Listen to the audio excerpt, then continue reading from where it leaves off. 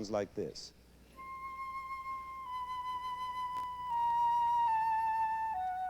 And underneath that flute solo, the harmony in the trombones consists of 4 very soft chords, which, as if by magic, spell out the 4-note motto from the first movement. Just listen.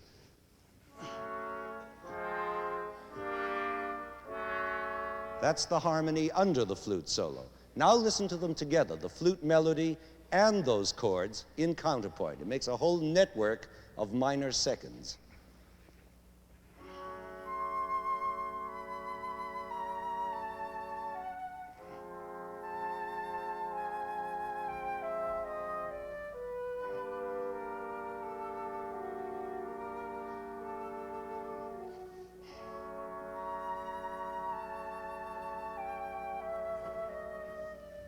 Beautiful. And what a mysterious atmosphere it makes with those tiny little intervals.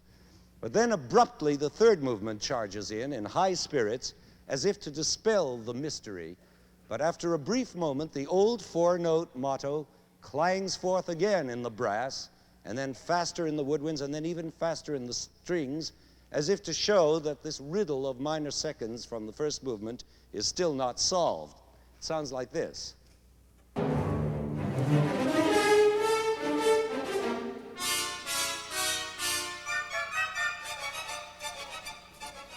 You hear that? Now, it seems as if all the 3 movements so far have been bent on solving the mystery of those minor seconds that we heard at the beginning.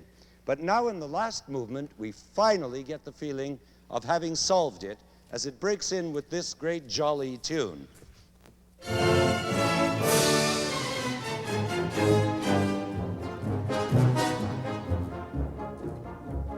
Now, what is it about that music that sounds so solved and so liberated?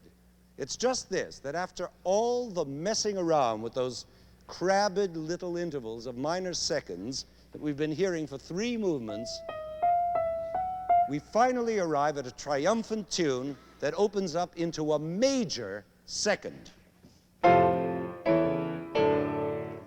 Now, obviously, major seconds aren't all that wide open compared to fourths, for instance, or fifths, which are really wide open. But compared to the scrunchy little minor seconds we've been hearing in every conceivable form for 3 movements, this major second seems like the gates of heaven itself. And there you have the real magic of intervals. In the hands of a composer who's a genius, a modest, humble little major second can have a mountainous majesty. And so all through this final movement, you'll hear the interval of the second used for all it's worth, major and minor, descending, ascending, in all kinds of rhythms, and combined with all the different themes of the finale in a dazzling display of counterpoint, which finally works itself up into a frenzy of major and minor seconds. But at the very height of this exciting build-up, when everything is going like gangbusters, on the very last page, the composer suddenly hurls us back into the dissonant rage of the opening movement, and with 6 final hammer blows, the symphony comes to a savage end. Now, why this sudden, brief, angry, dissonant ending after a whole joyful movement that made us feel we'd solved something at last? Well, it's as if Vaughan Williams were telling us, ladies and gentlemen, boys and girls, that's life.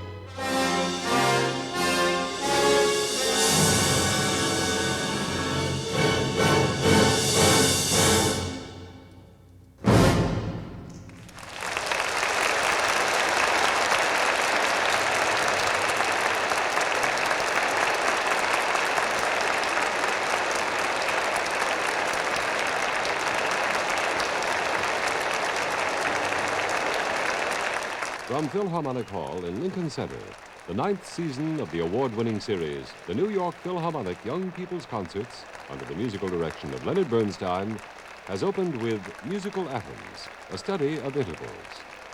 Featured today with a prelude to Act 3 of Wagner's Lohengrin, the first movement of Brahms' Fourth Symphony, and the finale of the Fourth Symphony by Vaughan Williams.